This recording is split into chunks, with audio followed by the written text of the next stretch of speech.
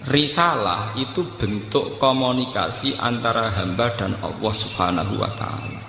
Jadi tidak ada presentasi atau tidak ada target untuk bahwa supaya mereka iman semua, itu enggak. Jadi gambarannya risalah ben suara Allah didengar, bahwa aturannya Allah harus didengar. In alaika illal balagh, bahwa aturan Allah itu harus napa? Didengar. Mulane kesunatane para ulama, para pakar, para intelektual harus ngomong terus. Kebenaran meskipun nggak dilakukan itu harus diomongkan terus. Sekali kebenaran didiamkan, entah itu atas nama liberalisasi atau demokrasi, maka Allah akan mencabut barokatul ardi, dan pasti akan terjadi prahara besar, pasti terjadi kiamat. Dan itu na'udzubillah min syarri napa? Kebenaran itu harus diomongkan terus. Kita harus ngomong terus. Saya itu pernah debat kusir sama seorang profesor, pernah debat kusir sama seorang kiai yang tawadhu. Saya bilang gini, seorang ulama itu dono unsur premane, kudu ngomong terus kebenaran. Wes ora ono wong ngandel lah, pokoke ngomong terus.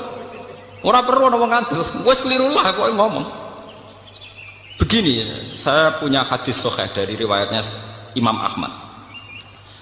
Inna Allaha ta'ala la yanzi'a barakatal ardi hatta la yuqala fil ardi lizalim antaz zalim. Allah tidak akan mencabut barokatul ardi sampai di bumi tidak dikatakan pada orang zalim antaz zalim. Sekarang begini misalnya, contoh paling mudah yang kita mendapat berkah. Contoh paling mudah kita mendapat berkah dari contoh ini. Sebetulnya atas nama etika Jawa, etika Jawa.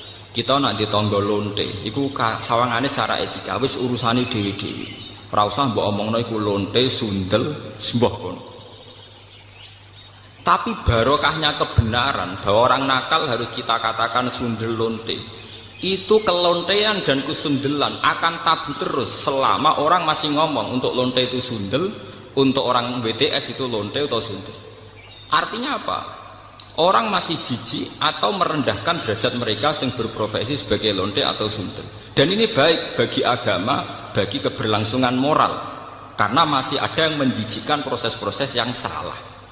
Meskipun kita sebagai ulama, sebagai tokoh masyarakat, tentu mereka kita kasih ruang taubat, juga kita kasih hak-hak sebagai martabat, sebagai manusia. Tapi kita tetap akan bilang bahwa itu namanya lonte, sundel atau apa. Ini rungokno tenan. Sehingga apa? Dengan posisi masyarakat yang merendahkan derajat atau yang berprofesi lonte, orang inginnya itu dagang secara baik-baik, orang inginnya jadi PNS secara baik-baik, orang inginnya dapat uang lewat ternak secara baik-baik, karena mereka tidak mau resiko ngambil profesi cari uang yang resiko dihujat masyarakat. Baik. Bayangkan nanti mungkin di era anak cucu kita, orang yang lonte, yang sundel dibahasakan itu hak asasi. Sehingga orang mungkin generasi anak cucu kita sudah tidak ada istilah lonte sundel. Setiap perilaku sosial dianggap hak asasi. Dan itu awal dari tidak ada agama. Awal dari tidak ada agama. Karena kemudian sing ternak ya hak asasi, sing lonte dianggap hak. Itu bahaya sekali bagi keberlangsungan agama dan moral, dan negara juga nanti repot. Artinya apa?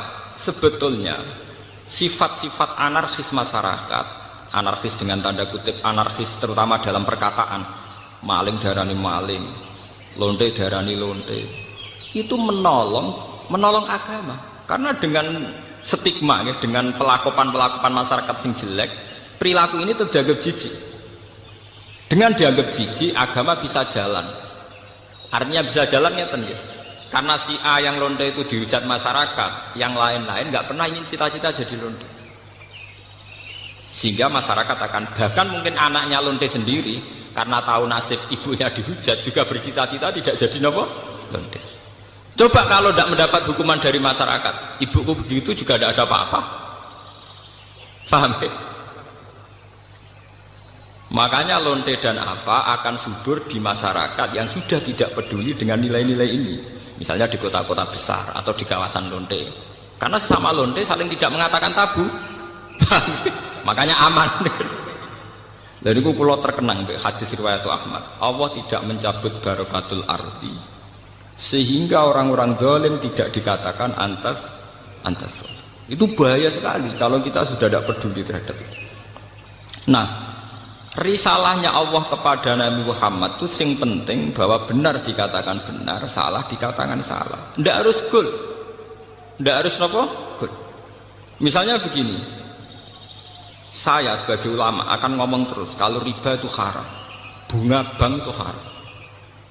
Meskipun pakar-pakar ekonomi, pakar perbankan akan mengatakan hal sing mustahil, sebuah sistem keuangan tanpa apa? Tanpa apa? Bunga, tanpa bank. Itu muhal. Tapi kita sebagai ulama harus ngomong terus riba itu haram.